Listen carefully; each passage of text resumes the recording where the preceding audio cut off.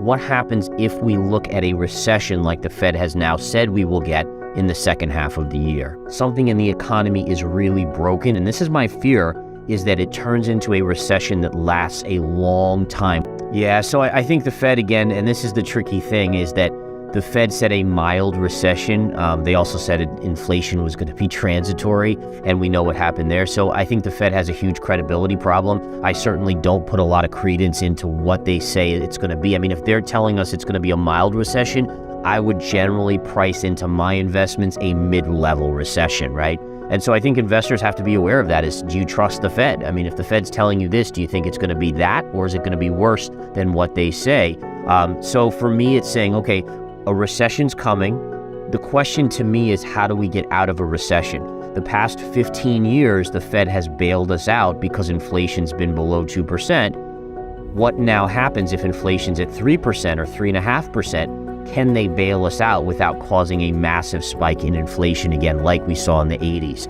So it's again, it's this is now entering, to me, a phase of the stock market of investments where investors now have to be very careful. Historically, when the Fed actually even cuts rates, that's been a period where the stock market actually declines, even though right now it seems like investors would be thrilled if the Fed started to make money cheaper. The reason why historically the markets have declined is because if the Fed's cutting, something in the economy is really broken and they're feeling forced to cut. And that, again, would be a situation where I would be very nervous if we get to that point. So I think the key is, like, when you're getting inflation to come down from 9% or so, the initial move down will be very quick because, again, that was really inflated due to supply chain issues and other things like that.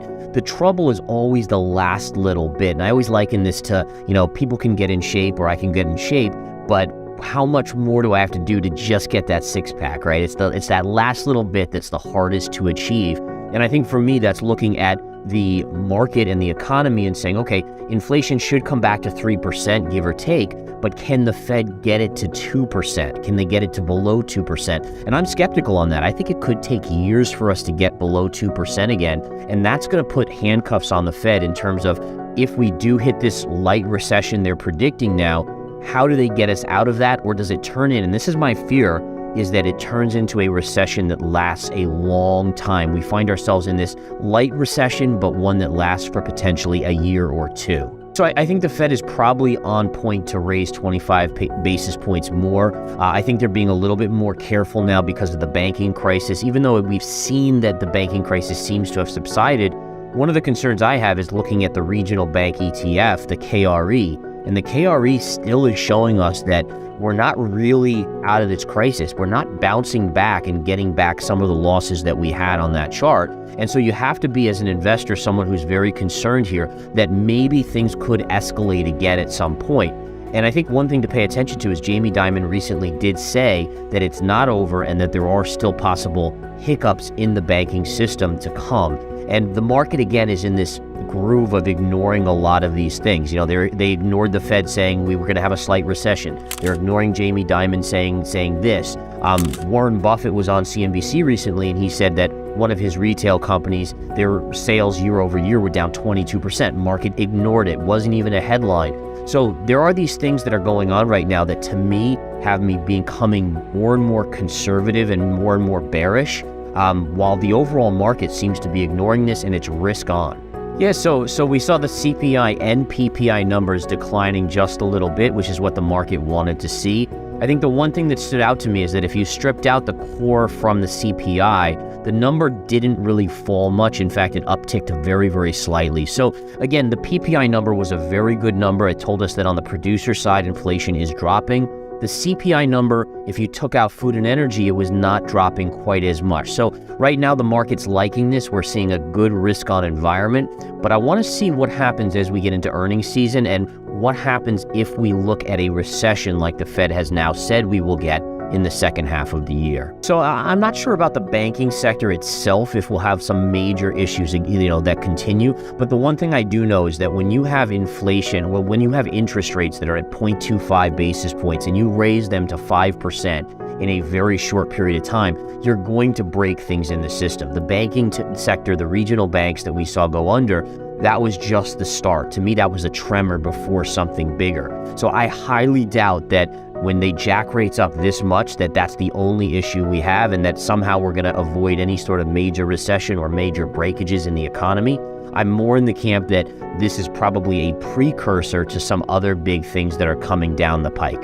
And so when you get added volatility like this in the stock market, in asset prices, there usually is fear-driven selling, which is an overreaction, and then fear or greed-driven buying, which is an overreaction. And so there's counter-trend plays to that. So it actually has been an amazing trading environment in the stock market, even in crypto.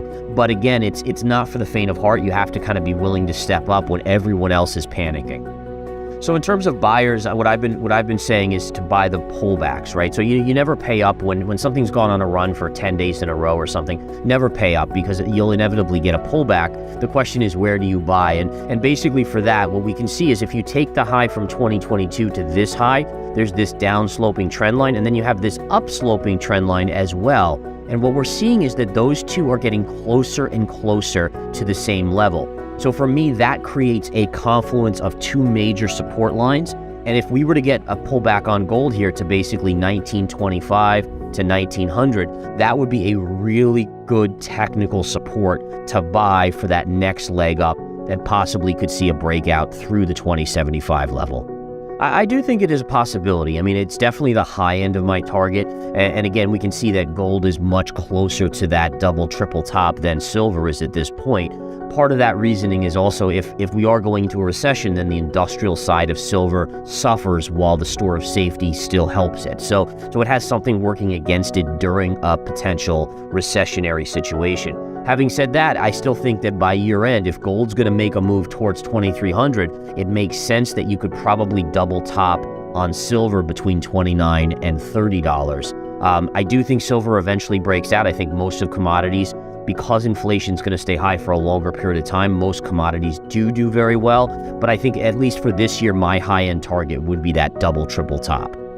So I think one of the things that most investors had a hard time with in 2022 is that the miners underperformed even gold and silver so dramatically. And the reason that happened is because you had inflation that was super high, and ultimately the metal prices weren't keeping up with the inflation, right? So inflation was much higher than what we were getting out of gold and silver in terms of upside. And what that meant is that the input costs for these gold miners were skyrocketing, but they weren't able to sell gold and silver for higher prices at the time, which made their markets essentially much weaker, their stock price much weaker. That is actually changing now. What we're seeing is inflation is starting to come down while the price of metals is going up. So you actually should see a reversal now where the miners actually outperform dramatically to the upside if I'm correct that the metals do go higher. So I think they will play catch up, and I think, again, a lot of the metals will do really, really well. Again, if I look at GDX here, GDX has had quite the run, so I wouldn't be a buyer just yet. Wait for it to pull back maybe to this pivot high around 33.20, and then that's where you would start to nibble a little bit at that price.